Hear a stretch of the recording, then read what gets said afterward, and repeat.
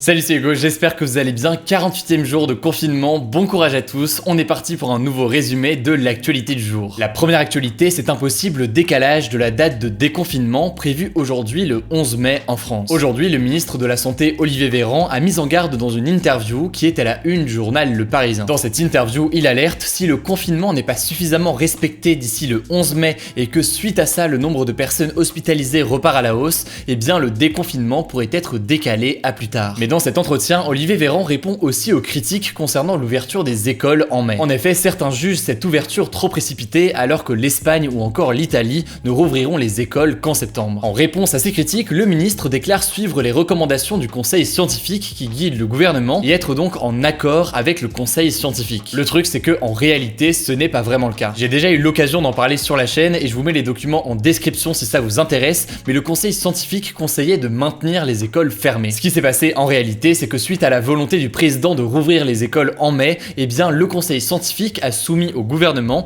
les mesures les plus appropriées selon lui pour limiter au maximum les contaminations malgré cette réouverture. Aujourd'hui, je voulais aussi revenir sur un sujet important qui fait débat et qui nous concerne tous, c'est la question du port des masques. D'abord, rapidement, la position du gouvernement a fortement changé ces dernières semaines. Il y a encore quelques semaines, le gouvernement répétait que le port du masque pour toute la population n'était pas utile et que les masques devaient donc être réservés au personnel soignant. Mais la réalité, c'est qu'il y a encore quelques semaines, la France manquait cruellement de masques, ne serait-ce que pour le personnel soignant. Aujourd'hui, certains accusent le gouvernement d'avoir menti au début du confinement, c'est-à-dire d'avoir déclaré que les masques étaient inutiles pour toute la population, le tout simplement pour réserver le peu de masques restants aux soignants. En tout cas, ces derniers jours, changement complet de discours puisque le gouvernement conseille le port du masque pour toute la population et ils seront même obligatoires dans les transports notamment. Depuis quelques jours, on peut donc à nouveau acheter des masques en tissu réutilisable ou encore des masques chirurgicaux jetables. Et c'est là que vient la seconde polémique. Il y a quelques jours, le 29 avril, Carrefour annonçait avoir 225 millions de masques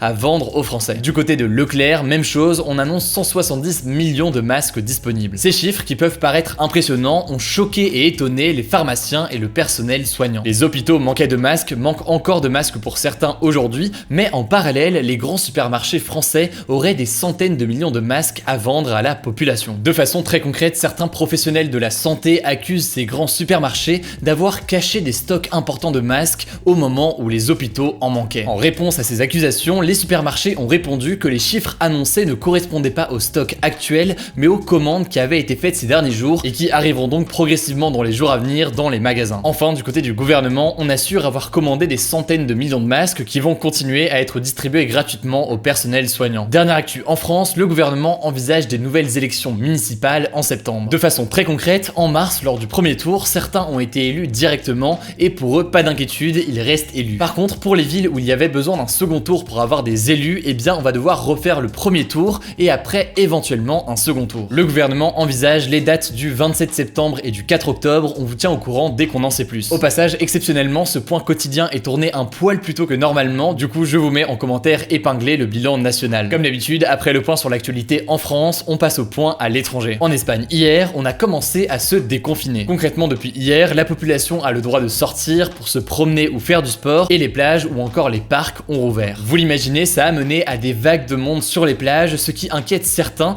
alors que d'autres assurent que la distanciation sociale est bien respectée. Bref, pour résumer, l'Espagne se déconfine progressivement mais reste vigilante alors que plus de 25 000 personnes sont mortes du coronavirus dans le pays. Autre actu, je vous annonçais hier que Kim Jong-un était réapparu en public alors que certains l'imaginaient mort. Et bien aujourd'hui, on apprend que la Corée du Sud a été touchée par des tirs de la Corée du Nord. Concrètement, un poste de garde sud-coréen à la frontière entre la Corée du Nord et la Corée du Sud a reçu des coups de feu du pays de Kim Jong-un. De son côté, la Corée du Sud a riposté mais estime depuis que les tirs nord-coréens n'étaient probablement pas volontaires. Vous le savez peut-être, ces dernières années, Kim Jong-un et Donald Trump se sont rencontrés 3 fois dans un objectif de dénucléariser la Corée du Nord, autrement dit de faire en sorte que la Corée du Nord renonce à l'arme nucléaire. Aujourd'hui, malgré les promesses et les belles images, les négociations sont très clairement à l'arrêt. C'est un sujet géopolitique majeur et on verra si ça avance cette année. Comme chaque jour, vous le savez, on termine avec une note positive et aujourd'hui, elle concerne l'Afrique. Beaucoup de spécialistes craignent une catastrophe sanitaire et humanitaire en Afrique avec le coronavirus, mais pour l'instant, l'Afrique n'est pas autant touchée que l'Europe ou encore l'Asie. Concrètement, l'Afrique, c'est 17% de la population mondiale, mais c'est seulement 1,1% des malades dans le monde ou encore 0,7% des décès. Alors, comment expliquer la faible présence pour le moment du virus? Eh bien, il y a plusieurs hypothèses avancées par les chercheurs. La première raison potentielle, c'est que la population du continent africain est beaucoup plus jeune et donc moins à risque. Deuxième raison potentielle, selon certaines études, le climat souvent chaud en Afrique pourrait potentiellement freiner la propagation du virus. Troisième raison, les habitants du continent africain ont tendance à moins se déplacer qu'en Europe ou en Asie par exemple, et vivent aussi souvent dans des villes moins densément peuplées que dans le reste du monde. Enfin, en vrac, on peut aussi citer d'autres raisons comme l'expérience de d'autres épidémies comme Ebola, mais aussi la solidarité